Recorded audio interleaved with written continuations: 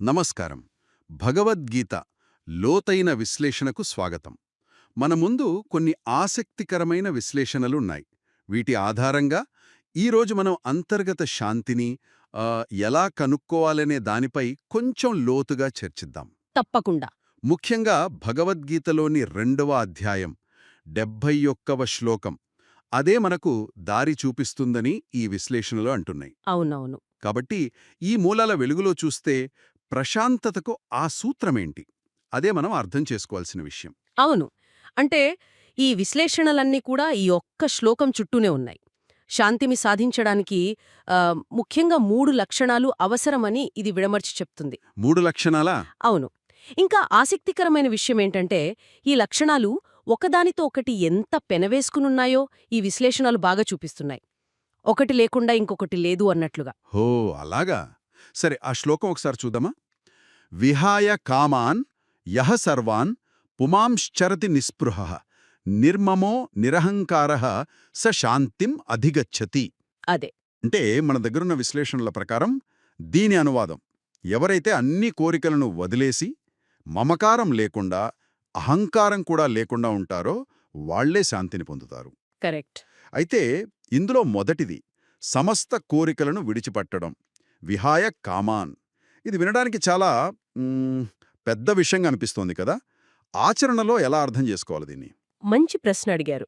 అంటే మూలాలు సర్వాన్ ఖామాన్ అంటే అన్ని కోరికలు అని అన్నా కూడా ముఖ్యంగా ఇంద్రియ భోగాల పట్ల ఉండే తీవ్రమైన కోరిక, ఆ తృష్ణ, దాన్ని వదిలేయడం మీద ఎక్కువ దృష్టి పెట్టాయి. ఇంద్రియ భోగాల తృష్ణ.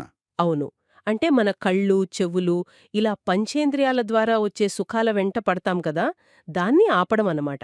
దీన్ని ఏదో అందని ఆదర్శంలా కాకుండా సాధన చేస్తే చేరుకోగలిగే స్థితిగానే ఈ విశ్లేషణలు చూపిస్తున్నాయి. అర్థమైంది. అంటే పూర్తిగా విరక్తి కాదు, ఆ అత్తుకుపోయే తపనను వదలడం. సరిగ్గా చెప్పారు. మరి అది ఒక్కటి సరిపోదని కూడా శ్లోకం అంటుంది కదా. మమకారం లేకుండా జీవించడం, నిర్మమః, ఇది కూడా అవసరం. అవును. రెండోది అదే, నిర్మమః. దీని గురించి ఈ మూలాల్లో ఇంకేమైనా వివరాలున్నాయా? అంటే నాది అనే భావన పోవడమా? అవును. అదే. వస్తువుల మీద కానివ్వండి, వ్యక్తుల మీద, లేదంటే మనం చేసే పనుల ఫలితాల మీద కానివ్వండి, ఇది నాది అనే ఆ పట్టు, ఆ యాజమాన్య భావన వదిలించుకోవడమని వివరిస్తున్నాయి. మీరిందాక శ్లోకంలో నిస్పృహ అని కూడా ఉంది అన్నారు కదా. అవును. చరతి నిస్పృహః అని ఉంది. మరి ఈ నిర్మమహకి నిస్పృహకి తేడా ఏమైనా గమనించాయా ఈ విశ్లేషణలు? రెండు ఒకటేనా? కొన్ని విశ్లేషణలు కొంచెం భేదం చూపిస్తున్నాయి. నిర్మమః అంటే భౌతిక వస్తువుల పట్ల నాది అనే భావన పోవడం అని, నిస్పృహః అంటే భవిష్యత్తులో రాబోయే ఫలితాల పట్లగాని, ఇతర కోరికల పట్లగాని ఆసక్తి, ఆశ లేకుండా ఉండటం అని విడదీశాయి. ఓ, అంటే ఒకటి వస్తువుల మీద, ఇంకోటి ఫలితాల మీద. స్థూలంగా అలా అనుకోవచ్చు. రెండూ కూడా ఆ అటాచ్మెంట్ని వదులుకోవడమే సూచిస్తాయి. ఆసక్తికరంగా ఉంది. ఈలోపు మా శ్రోతలకు ఒక చిన్న విషయం. మీరు ఆధ్యాత్మికత, వ్యక్తిత్వ వికాసం వంటి అంశాలపై మరింత సమాచారం కోసం మా వెబ్సైట్ techeducap.com ని సందర్శించవచ్చు. తప్పకుండా. ఇక మూడవ అంశం, అహంకారం లేకుండా ఉండటం, నిరహంకారః. ఇది ఇంకా లోతైనదిగా అనిపిస్తోంది. నిజమే. ఇది అవసరం అని చెప్పడమే కాకుండా అసలిది శాంతికి ఎందుకు కీలకం అనే దానిపై ఏమైనా వివరణ ఉందా ఈ మూలాల్లో? మూలాలు నిరహంకారః అంటే నేను చేస్తున్నాను, నేను గొప్ప అనే ఆ మిథ్యా అహంకారం, ఆ ఫాల్స్ ఈగో నుంచి బయటపడటం చాలా అవసరం అని స్పష్టంగా చెప్పాయి. అవును. అయితే ఇది శాంతికి ఎలా దారితీస్తుందనే దానిపై పెద్దగా లోతైన విశ్లేషణ ఈ సోర్సెస్లో లేదు. కాని ఒక విషయం మాత్రం అర్థమవుతోంది. నేను, నాది అనే భావనలకు మూలం ఈ అహంకారమే కదా. అవును కదా. దాన్ని వదిలితేనే మిగతా రెండు అంటే కోరికలు, మమకారం వదలటం సులభమవుతుంది. అందుకే ఇది కీలకమని పరోక్షంగా తెలుస్తోంది. అంటే ఇక్కడే అసలు పాయింట్ ఉంది. ఈ మూడు కోరికలను వదలడం, మమకారం లేకపోవడం, అహంకారం పోవడం, ఇవి విడివిడిగా కాకుండా కలిసి ఉంటేనే శాంతి వస్తుందని ఈ విశ్లేషణలు గట్టిగా చెబుతున్నాయా? ఖచ్చితంగా. అదే అసలు విషయం.